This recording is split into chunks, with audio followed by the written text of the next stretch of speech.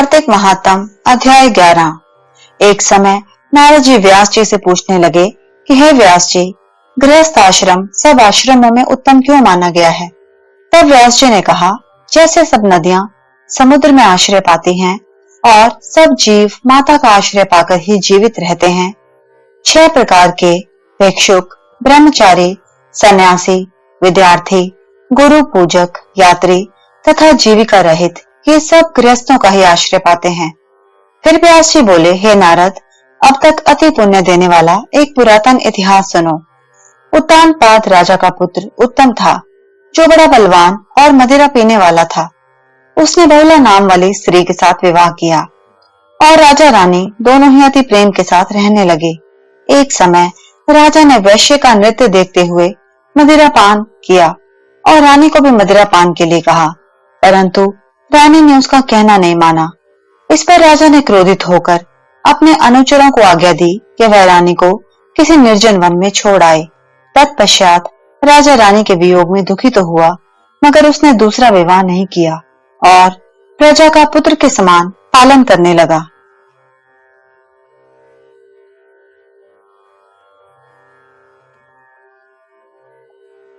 एक दिन एक ब्राह्मण राजा के पास आकर कहने लगा कि हे राजन, कोई मेरी स्त्री का अपहरण करके ले गया है।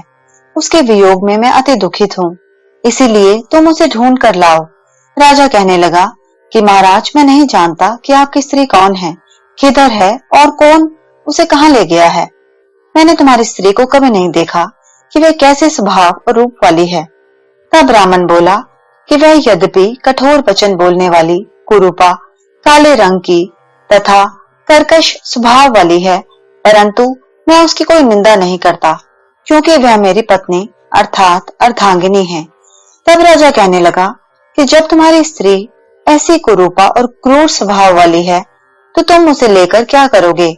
मैं अति सुंदर और कल्याणकारी दूसरी स्त्री लाकर दे सकता हूँ। ब्राह्मण कहने लगा कि हे राजन, मेरी स्त्री मेरे धर्म और कर्म की अर्धांगिनी है। उसकी रक्षा करना मेरा परम धर्म है। जो अपनी स्त्री की रक्षा नहीं करता, उसका कल्याण नहीं होता। जो मनुष्य ऋतुकाल के पश्चात अपनी स्त्री से भोग नहीं करता, उसके पितृ 1 मास तक उसके रुधिर में तैरते हैं।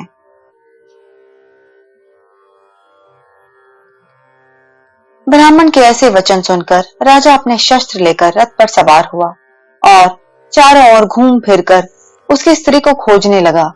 कुछ दूर जाकर उसने एक आश्रम देखा, जहां पर एक महान तेजस्वी ऋषि उषा के आसन पर विराजमान थे। राजा को देखकर भी उस ऋषि ने राजा का कोई आदर सत्कार नहीं किया और बोला, मैं जानता हूँ तुम राजा उत्तानपाद के पुत्र हो, मगर तुम यहाँ किस कारण से आए हो। राजा कहने लगा, हे मुने, ब्राह्मण के घर से कोई उसकी स्त्री को हर कर ले गया है।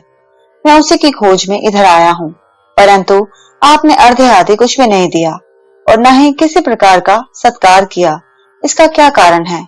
ऋषि ने उत्तर दिया, राजन, तुम अर्धे योग्य होते हुए भी इस समय उसके पात्र नहीं हो, क्योंकि तुमने अपनी निरपराध स्त्री को वन में त्याग दिया है।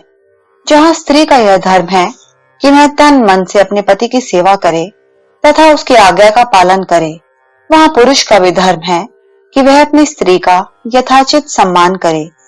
जिस घर में स्त्रियों का मान होता है, वहां पर देवताओं का वास होता है।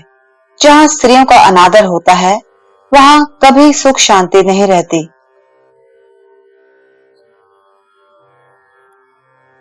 इतना सुन लज्जा युक्त हो राजन पूछने लगा कि भगवान, आप भूत, भविष्यत और वर्तमान तीनों काल के जानने वाले हैं, इसीलिए कृपा करके बताइए कि ब्राह्मण की स्त्री को कौन और कहां हर कर ले गया है। ऋषि कहने लगे कि राजन, अदिति का पुत्र बलाक नामक राक्षस उस ब्राह्मणी को उत्पलावर्त वन में हर कर ले गया है। सो जाओ और उसको ढूंढकर ब्राह्मण का संयोग कराओ। राजा ने मुनि को प्रणाम किया और मार्ग पर जाकर उत्पलार वन में जा पहुंचा। वहां जाकर देखा कि जैसा ब्राह्मण ने बताया था, वैसा ही उसका रंग रूप देखकर राजा ने उसे पहचान लिया और कहा कि हे कल्याणी, तुम कौन हो और इस वन में कैसे आई हो। ब्रह्माणी बोली, मैं अति रात ब्राह्मण की पुत्री और विलास पुत्र की स्त्री हूँ।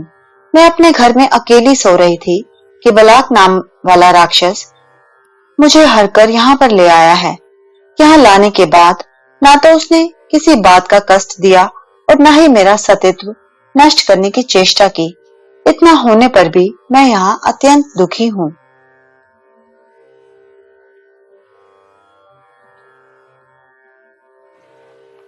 राजा ने कहा कि हे ब्रह्माणी, वह राक्षस कहाँ गया है? मुझको तुम्हारे पति ने ढूंढने के लिए भेजा है। ब्रह्माणी ने कहा कि वह इस वन में अमुक स्थान में गया है। तब राजा ने ब्रह्माणी के बताए हुए स्थान पर जाकर देखा। राजा को देखकर वह राक्षस उसके पैरों पर गिर पड़ा और कहने लगा कि राजन, मुझे क्या आज्ञा है? राजा ने कहा कि हे निशाचर, तू इस ब्रह्माणी को क्यों लाया है? राक्षस कहने लगा कि राजन, इस ब्रह्माणी का पति राक्षसों को मारने का मंत्र जानता है। अतएव जब हम यज्ञ का अन्न ग्रहण करने के लिए जाते हैं तो वह हमको वहां से भगा देता है, क्योंकि सब यज्ञों का वही आचार्य बनता है। इसी कारण उस ब्राह्मण को दुखी करने के लिए मैं उसकी स्त्री को हर लाया हूँ, क्योंकि बिना स्त्री के पुरुष कर्म का अधिकारी नहीं होता। यह सुनकर राजा ने विचार किया कि यह राक्षस भी हमारी ही निंदा करता है। मुनि ने भी हमको अर्ध योग्य नहीं समझा। राजा अपने मन में ऐसा विचार कर ही रहा था कि राक्षस कहने लगा कि राजन, मैं आपके प्रत्येक आज्ञा का पालन करूंगा। इतना कहकर हाथ जोड़कर वह खड़ा हो गया।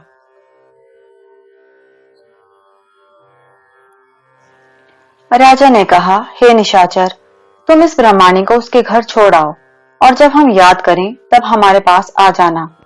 राजा की आज्ञा पाते ही वह राक्षस उस ब्रह्माणी को उसके घर छोड़ने चला गया। तब राजा सोचने लगा कि मैंने अपने निर्दोष स्त्री को घर से निकाल दिया। अब ऐसा कौन सा पुण्य कर्म करूं जिससे यह पाप दूर हो। तब राजा पुनः उसी मुनि के पास गया और उनसे अपना कर्तव्य पूछा। मुनि ने कहा, हे राजन, तुम्हारी स्त्री को शतापात नाम के नाग ने वन में घूमते हुए देखा तो वह उसको पाताल लोक में ले गया। उस नाम की नंदा नाम वाली एक कन्या है, उसने अपने घर में उसको छिपा रखा है। यह सुन राजा वहां से अपने घर आया और ब्राह्मण को स्त्री सहित अपने घर में देखकर बहुत प्रसन्न हुआ। तत्पश्चात राजा ने बालक नामक राक्षस को याद किया तो वह तुरंत ही राजा के पास आकर उपस्थित हो गया। बालक को देख राजा ने उसे पाताल लोक से अपनी स्त्री को लाने का आदेश दिया। उसके बाद वह राक्षस पाताल लोक गया और वहां से राजा को स्त्री लाकर उनको सौंप दी। तत्पश्चात राजा रानी बड़े प्रेम से रहने लगे।